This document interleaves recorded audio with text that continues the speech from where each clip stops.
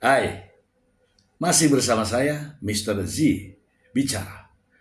Tentu saja bicara tentang kebenaran berdasarkan fakta, data, dan realita. Teman-teman, mungkin teman-teman sudah banyak ya yang tahu saya.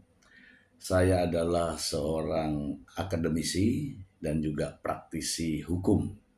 Saya mengajar di universitas, salah satu universitas swasta di Fakultas Hukum ya.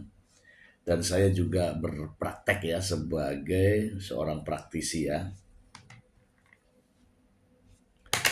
Nah, begini teman-teman. Apa yang saya sampaikan selama ini ya, muatannya adalah kebenaran berdasarkan fakta, data dan realita. Bukan berdasarkan pembenaran. Nah, di sini nih yang ada sesuatu yang aneh. Tiba-tiba saya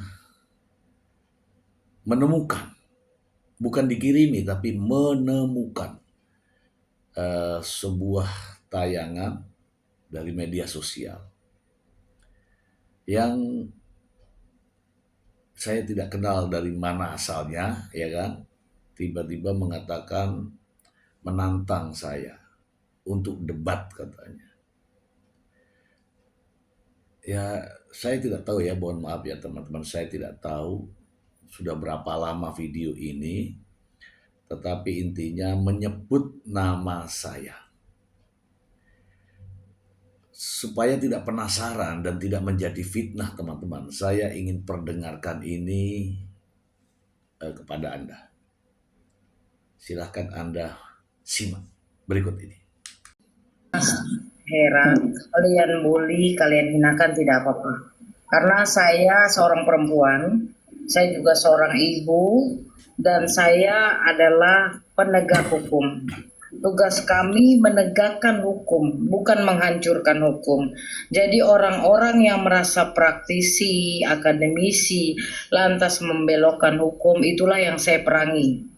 Jangan kalian mengaku praktisi hukum, mengaku akademisi namun membelokkan hukum. Sekarang saya tantang kalian semua.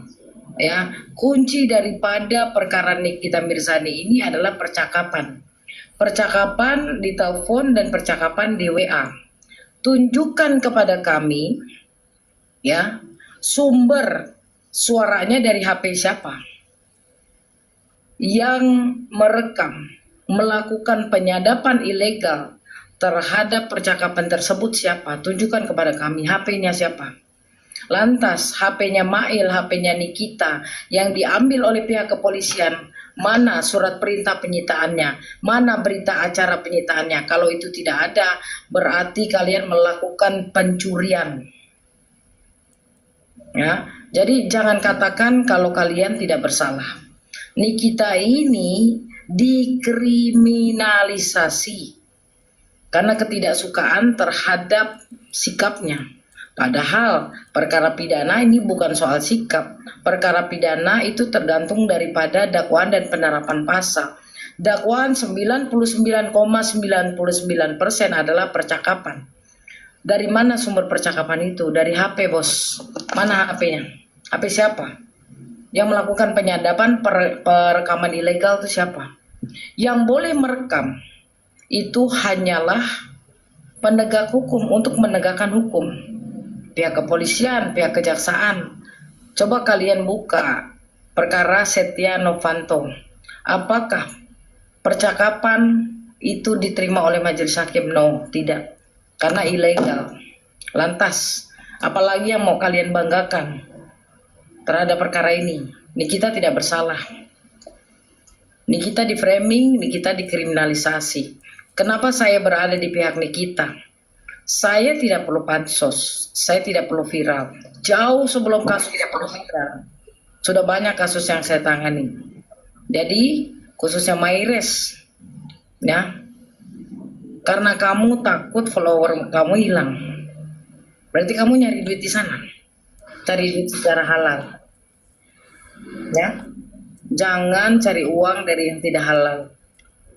Dan kepada Mr. Z, sekali lagi Mr. Z ya, yang mengaku sebagai akademisi dan praktisi hukum, saya tantang Anda debat terhadap perkara ini dengan 3 undang-undang, 369 KUHP, 27B ayat 2 Jungto pasal 45 ayat 10 UITE, dan pasal 3, pasal 4 dan pasal 5 UU TPPU. Kita debat. Tidak ada HP, tidak ada buku, tidak ada contekan, hanya kamu dan saya berdua. Saya tantang Anda, agar apa? Agar rakyat tidak lagi dibodoh-bodohi dengan narasi hukum yang kacau, narasi hukum yang menyesatkan. Bagaimana nasib anak bangsa ke depannya apabila orang yang mengaku praktisi hukum, yang mengaku akademisi, namun membelok-belokkan karena punya kepentingan pribadi di dalamnya. Demikian, terima kasih, Os. Mungkin teman-teman sudah kenal siapa yang menyampaikan ini, tapi saya pribadi tidak mengenalnya ya. Mohon maaf ya, saya tidak mengenalnya. Namun ya, saya menyikapi dengan video tersebut. Saya pertama-tama saya mengucapkan terima kasih ya, sudah menyebut nama saya, Tadi ada ya menyebut nama saya dan menantang saya.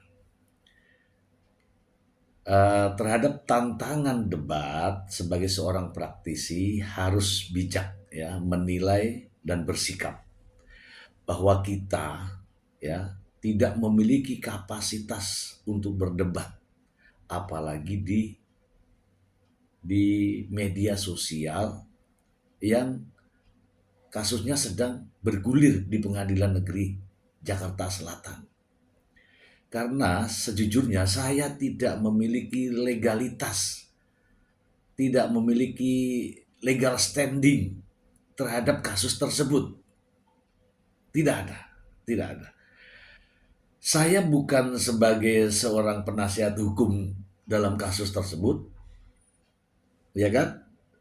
Dan saya bukan juga sebagai jaksa penuntut umum yang membuat dakwaan, ya kan, dalam perkara ini. Jadi tidak ada kapasitas saya, dan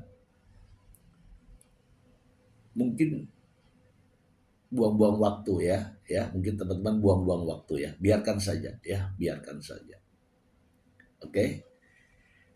Yang kedua, teman-teman, saya pribadi menghormati pendapat semua praktisi dan akademisi dari berbagai latar belakang, dengan berbagai pandangan dan pendapatnya. Saya hormat sekali ya, pendapat yang logis ya, yang mudah dipahami oleh orang lain dan memiliki dasar. Tidak elok rasanya seorang praktisi hukum mengajak praktisi hukum lain berdebat, apalagi nih di media sosial, ya kan? Silakan Anda berpikir ya, di media sosial, sementara teman-teman perkara ini sedang berjalan proses hukumnya. Perkara ini sedang proses persidangan di Pengadilan Negeri Jakarta Selatan terkait dengan fakta-fakta pembuktian ya di persidangan. Alangkah baiknya nih ya, jika kita melihat secara bersama-sama fakta-fakta persidangan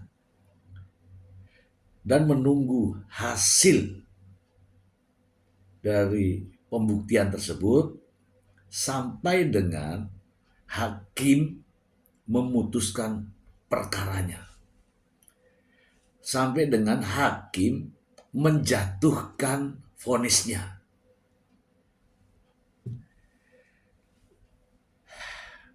Sebab apa teman-teman? Apapun yang kita perdebatkan, apapun hasil perdebatan itu, kalau itu terjadi di luar ruang sidang, tidak akan mempengaruhi proses persidangan. Itu ya tanggapan saya. Jadi apapun hasilnya, perdebatan di media sosial, saya sudah sampaikan, tidak akan mempengaruhi hasil persidangan. Oke. Masih ada pernyataan berikutnya dan nanti saya akan tanggapi ya. Berikut ini. Kenalkan, saya Sylvia Soembarto. Saya wong Jawa, wong apa? Ibu saya Sunda, ya. Saya seorang sarjana hukum dan juga magister hukum militer dengan nilai IPK 3,90, magna cum laude, ya. Saya paparkan ini tanpa buku, tanpa HP, tanpa apapun, ya. Jadi begini. Dakwaan terhadap Nikita berdasarkan percakapan yang dituangkan ke dalam tulisan yang dipaparkan oleh saksi korban yang bernama Reza Gladys yang menyatakan bahwa dia merasa dirugikan 4 miliar atas dasar pemerasan. Lantas, seperti yang kita ketahui, pasal 368 pemerasan KUHP ketika mau naik ke P21 dirubah oleh jaksa penuntut umum menjadi 369 KUHP. Beda 368 dan 369 itu adalah tentang alatnya, yaitu ancaman. Kalau di 368 itu ancaman dengan kekerasan. Namun kalau di 369 ancaman pencemaran nama baik dan membuka rahasia. Itu perbedaannya. Perbedaan yang kedua adalah bahwa 368 itu adalah deliknya delik umum, sementara 369 deliknya delik aduan, artinya orang yang merasa dirugikanlah yang bisa melaporkan terhadap pasal 369 KUHP. Namun kita semua juga terkejut, ternyata ada tambahan pasal 27B ayat 2. Jaksa tulisnya terbalik. Pasal 45 ayat 10 jungto pasal 27B ayat 2 UU ITE, dan kemudian ditambahkan lagi dengan UU TPPU pasal 3, pasal 4, dan pasal 5. Kita break satu persatu. Bahwa pasal 369 unsur yang paling utamanya adalah ancaman pencemaran nama baik. Ancaman belum terjadi, ya, sesuatu yang belum terjadi berupa ancaman pencemaran nama baik atau bukan dan tapi atau membuka rahasia. Lantas agar seseorang itu memberikan sesuatu barang, diancam dulu, lo kalau nggak ngasih, ya, gue akan buka rahasia lo. Nah kayak gitu ya.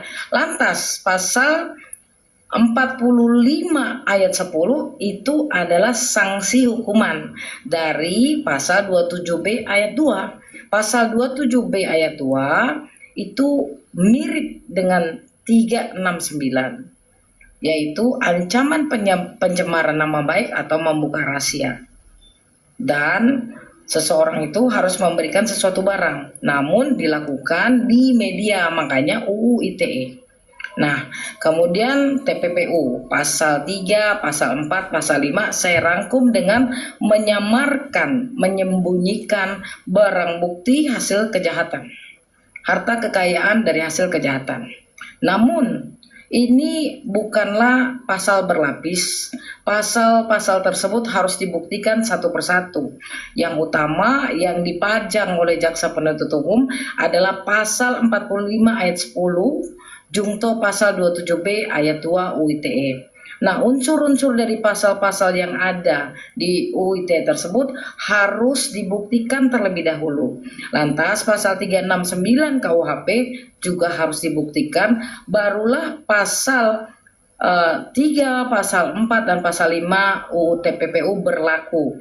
Apabila keduanya tidak bisa dibuktikan, terhadap Nikita Mirzani, UTPPU-nya otomatis gugur dengan sendirinya, makanya disebut itu subsidiar. Primernya ada dua, 369 dan 27B ayat 2. Apabila satu saja itu sudah bisa masuk ke TPPU, namun untuk mencari TPPU-nya itu sendiri harus dibuktikan bahwa ini betul hasil kejahatan, karena menyembunyikan dan menyamarkan itu frasa yang ada di TPPU. Sementara Nikita meminta kepada pihak RG agar ditransfer ke PT Bumi dengan notifikasi tulis ya Nikita Mirzani. Coba kita berperang secara logika.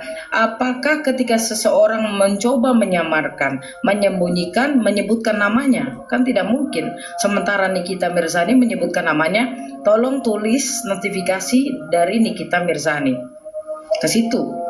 Nah, lantas yang 2 miliar lagi itu diberikan secara tunai dan sebagian besar 1,4 sekian ditransfer lagi ke PT Bumi dengan notifikasi lagi Nikita Mirzani. Apakah di situ ada yang disembunyikan atau disamarkan? Tidak ada. Namun jangan kita melangkah terlalu jauh dengan UTPPU dulu. Yang harus dibuktikan adalah pasal 45 ayat 10 jungto pasal 27B ayat 2 UU ITE terlebih dahulu. Kalau itu tidak terbukti berarti pindah ke 369 KUHP. Kalau itu tidak terbukti, Nikita Mirzani harus dilepaskan. Nah kan, jadi kemana-mana nih. Saya hanya mau mengatakan bahwa terkait hal-hal ini, pertanyaan-pertanyaan, tuduhan-tuduhan terhadap proses penegakan hukum dalam kasus ini, terkait dengan syarat material dan formilnya, bukan kapasitas saya untuk memberikan penjelasan. Karena saya tidak ada hubungannya dengan perkara ini. Tidak memiliki legal standing untuk menjelaskan kasus ini. Silakan saja ke kepolisian, ke kejaksaan, dan mungkin ke pengadilan untuk menanyakan itu. Oke. Masih ada lagi ya. Berikut. Mengacu kepada surat dakwaan yang begitu panjangnya, kalau saya tidak salah 17 lembar, itu 99,99% isinya percakapan yang berasal sumbernya dari suara dan percakapan WA, berasal dari akun WA. Sementara kita semua tidak pernah menonton, melihat dihadirkannya barang bukti HP. Dari manakah sumber suaranya? Dari manakah sumber percakapan tersebut? Tidak pernah diperlihatkan di persidangan. Nah, ketika bicara surat dakwaan yang berasal dari suara, yang berasal dari percakapan WA dituangkan di dalam surat dakwaan dan berasal petunjuknya dari saksi korban dan saksi-saksi the charge yang memberatkan, artinya bahwa sumber dari surat dakwaan ini percakapan. Namun hingga hari ini jaksa penuntut umum sebagai orang yang dibebankan kewajiban pembuktian pasal 66 KUHP itu tidak bisa membuktikan apakah barang bukti HP iPhone 15 warna hitam, flash disk Acer warna abu-abu, flash disk warna hitam robot, kemudian akun WA, percakapan WA, kemudian bukti transaksi dan bukti transfer tidak pernah dihadirkan di persidangan. Kemudian saya membuka SIPP PN Jakarta Selatan. Orang dari luar hanya bisa melihat ke situ. Saya klik di barang bukti. Ternyata di barang bukti semua benda yang tadi saya sebutkan di pojok kiri bawah ada tertulis tidak pernah diberikan kepada pengadilan. Artinya, satu, kemungkinan barang bukti tersebut hilang. Dua, kemungkinan barang bukti tersebut tidak relevan dengan pasal yang disangkakan atau didakwakan. Yang ketiga, bahwa pemilik barang bukti itu tidak pernah disita barangnya. Artinya bahwa barang bukti yang menjadi pokok utama di percakapan tersebut tidak pernah menjadi alat bukti yang sah sebagai bukti petunjuk, sehingga saya meyakini Nikita tidak bersalah terhadap perkara ini karena barang-barang bukti itu tersebut semuanya ilegal. Di mana uang 3,4 yang sudah disita tidak pernah kita diperlihatkan.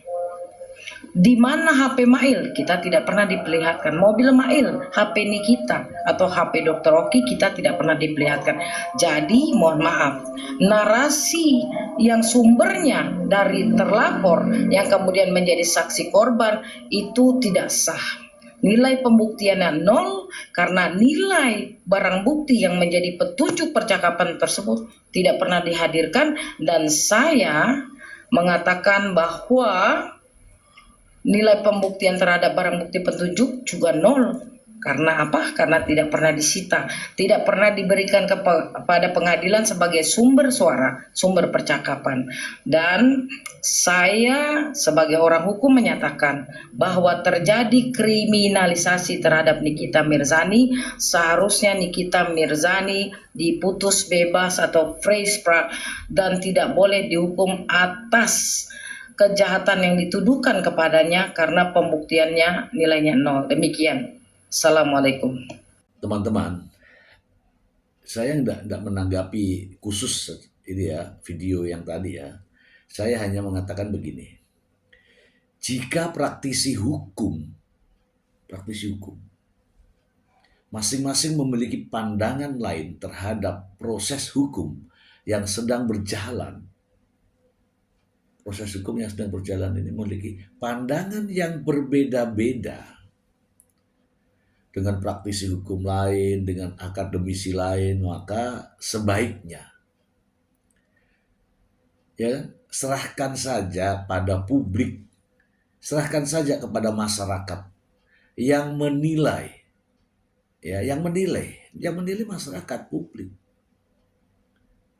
Mana yang paling tepat dan mana yang lebih masuk akal.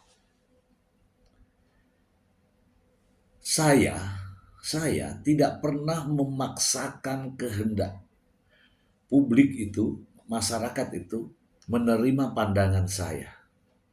Dan itu tidak boleh, memaksakan kehendak dengan mengharuskan seseorang sependapat dengan kita itu tidak boleh. Ya.